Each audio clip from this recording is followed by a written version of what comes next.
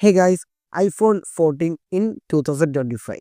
So iPhone series is one of my favorite model iPhone 14 and ഒരു 1 year plus ഈ ഒരു model ഞാൻ use ചെയ്തുകൊണ്ടിരുന്നു. അപ്പോൾ ആ ഒരു ബേസ്ഡ് ആയിട്ടുള്ള ഒരു യൂസർ റിവ്യൂ ആൻഡ് 2025 നിങ്ങൾ ഈ ഒരു iPhone 14 എടുക്കുന്നത് വർത്താണോ അല്ലേ എന്നാണ് നമ്മൾ ഈ ഒരു വീഡിയോയിൽ നോക്കാൻ പോകുന്നത്. So let's check it out.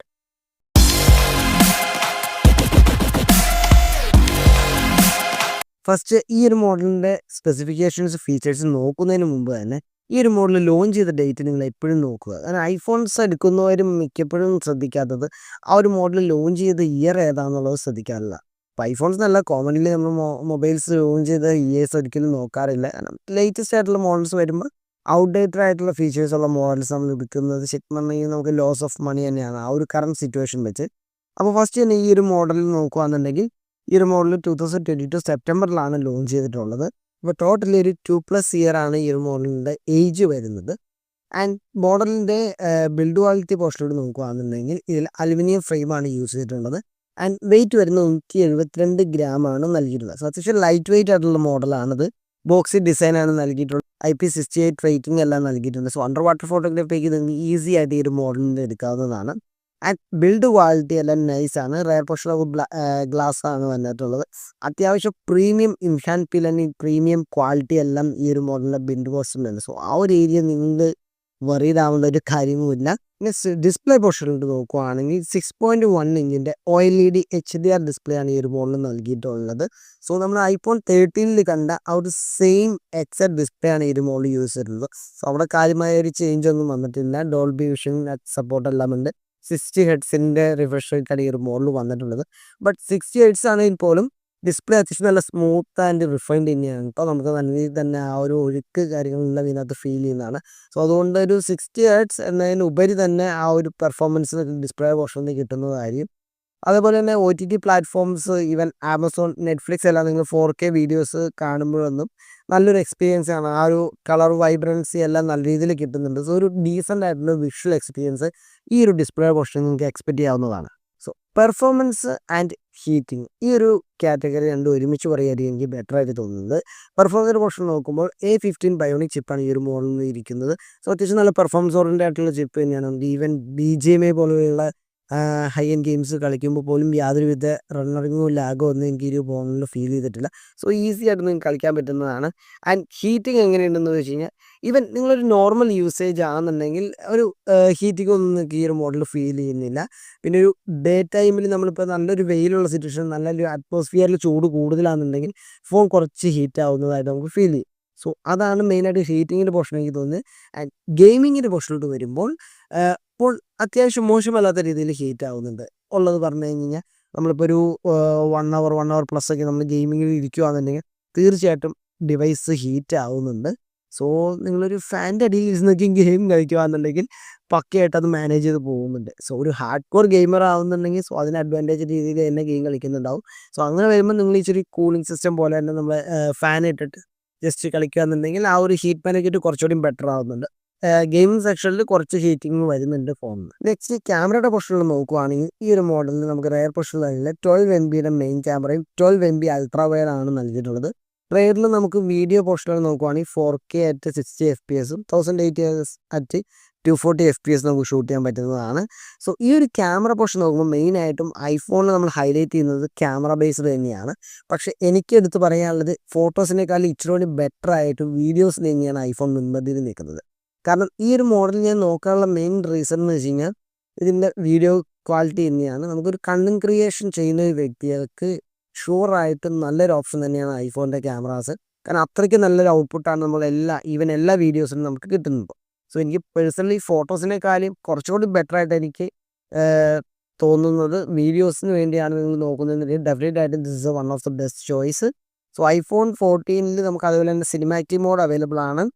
അതുപോലെ തന്നെ ആക്ഷൻ മോഡും അവൈലബിൾ ആണ്. സോ സിനിമാറ്റിക് മോഡ് നമുക്ക് ഇപ്പോൾ 13 അവൈലബിൾ ആണ്. ബട്ട് ആക്ഷൻ മോഡ് ഈ ഒരു 14 സീരീസ് തൊട്ടാണ് അവൈലബിൾ ആയിട്ടുള്ളത്. ആക്ഷൻ മോഡ് നിങ്ങൾ മെയിനായിട്ടും ഇപ്പോൾ ഇവൻ ഷോർട്ട് ഫിലിംസ് അല്ലെങ്കിൽ ഒരു റണ്ണിങ് ആയിട്ടുള്ള കണ്ടൻസ് ഒക്കെ എടുക്കാൻ നേരത്ത് ഒരു ജെർക്കിങ്ങും ഇല്ലാണ്ട് പക്കാ സ്റ്റെബിലിറ്റിയോട് കൂടി തന്നെ ഔട്ട്പുട്ട് കിട്ടുന്നതായിരിക്കും. ഈവൻ ഇപ്പം നമ്മളൊരു ജസ്റ്റ് ഒരു സീൻ പറയുകയാണെങ്കിൽ നിങ്ങൾ ഓടുന്ന ഒരു സീനാണ് എടുക്കുന്നതെന്നുണ്ടെങ്കിൽ ആ ഒരു ഓടുന്ന വ്യക്തിയുടെ പുറകെ തന്നെ ഈ ഒരു ക്യാമറയും നിങ്ങൾ ഓടുന്നുണ്ടെങ്കിൽ ഒരു ജെർക്കിങ്ങും ആ ഒരു ഔട്ട്പുട്ടിൽ നിങ്ങൾക്ക് കിട്ടില്ല. നിങ്ങൾ എത്രത്തോളം ഓടുന്നത് ജെർക്കിങ്ങോ അല്ലെങ്കിൽ അണച്ചിട്ടൊക്കെയാണ്, അതിൻ്റെ കൈ നന്നായി ഷെയ്ക്ക് ആയിട്ടാണ് പോകുന്നതെന്നുണ്ടെങ്കിൽ ബട്ട് ആ ഒരു ഔട്ട്പുട്ട് വരുമ്പോൾ ക്ലീൻ ആയിട്ട് സ്റ്റെബിലിറ്റി നിങ്ങൾക്ക് കിട്ടുന്നതായിരിക്കും. അത് one of the best in the settings തന്നെയാണ് ആക്ഷൻ മോഡ്. നിങ്ങളത് യൂസ് ചെയ്ത് നോക്കി കഴിഞ്ഞാൽ നിങ്ങൾ അതിൻ്റെ അഡിക്റ്റീവായി മാറും. ആ രീതിയിൽ തന്നെയാണ് അത് സെറ്റ് ചെയ്തിട്ടുള്ളത്. സോ അതൊരു ഡീസൻ്റ് ആയിട്ടുള്ള ഫീച്ചർ തന്നെയാണ്. ഇനി സെൽഫി ക്യാമറയുടെ പോർഷനിൽ വരുമ്പോൾ 12 MB ആണ് ക്യാമറ വരുന്നത്. 4K 60 FPS നമുക്ക് സെൽഫി വീഡിയോസ് ഒക്കെ ഷൂട്ട് ചെയ്യാൻ പറ്റുന്നതാണ്. സോ ഈവൻ ഇത് ക്യാമറയുടെ പോർഷൻ നോക്കുകയാണെന്നുണ്ടെങ്കിൽ പോർട്രേറ്റ് ഇമേജസ് എല്ലാം അത്യാവശ്യം നല്ല ക്വാളിറ്റി തന്നെ നൽകുന്നുണ്ട്. അതിനകത്തൊന്നും ഒരു കോംപ്രമൈസും ഇല്ല. സോ ലേറ്റസ്റ്റ് ആയിട്ടുള്ള അപ്ഡേറ്റ് എല്ലാം ഈ ഒരു മോഡലിൽ അവൈലബിൾ ആണ്. സോ അതിൻ്റെ പോർഷൻ നിങ്ങൾക്ക് യാതൊരുവിധ കൺസേണും വേണ്ട. ലേറ്റസ്റ്റ് അപ്ഡേറ്റ് എല്ലാം ഈ ഒരു മോഡലിൽ കിട്ടുന്നതായിരിക്കും. ആൻഡ് നെക്സ്റ്റ് നോക്കുവാണെങ്കിൽ ബാറ്ററിയുടെ പോർഷനിലാണ് മെയിനായിട്ടും ഏറ്റവും കൂടുതൽ പേർക്ക് ഒരു കൺസേൺ ഉള്ള ഒരു പോർഷൻ ഈ ബാറ്ററി ഹെൽത്തും ആൻഡ് ബാറ്ററി ബാക്കപ്പും ആണ്. സോ അത് ഈ ഒരു വീഡിയോയിൽ ഞാൻ ക്ലിയർ ചെയ്ത് തരാം 14 കേസിൽ.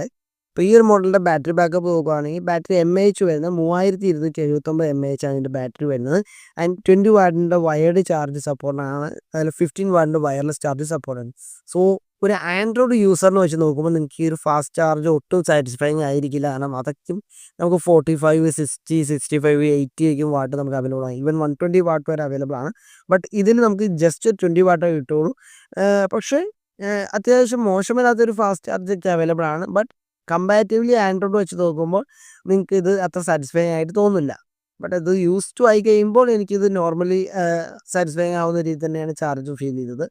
ഇനി ബാറ്ററി ബാക്കപ്പിൻ്റെ പോർഷനിലോട്ട് വരികയാണെന്നുണ്ടെങ്കിൽ നിങ്ങളൊരു ഹാർഡ് കോർ ഗെയിമർ ആണെന്നുണ്ടെങ്കിൽ ഡെഫിനറ്റ് ആയിട്ട് 2-3 ടൈംസ് എന്തുവന്നാലും നിങ്ങൾക്ക് ചാർജ് ചെയ്യേണ്ടി വരും. ഓക്കെ, ഫസ്റ്റ് ഓഫ് ഓൾ അത് ഞാൻ പറയാം. കാരണം ഇപ്പോൾ BGMI ഒക്കെ ആണെങ്കിൽ 2-3 അവറൊക്കെ നമ്മൾ ഇന്ന് കളിക്കുന്നവരാണെന്നുണ്ടെങ്കിൽ ഡെഫിനറ്റ് ആയിട്ട് നിങ്ങൾക്ക് ഒരു 2-3 ടൈംസ് മിനിമം ഈ ഒരു മോഡൽ ചാർജ് ചെയ്യേണ്ടി വരും.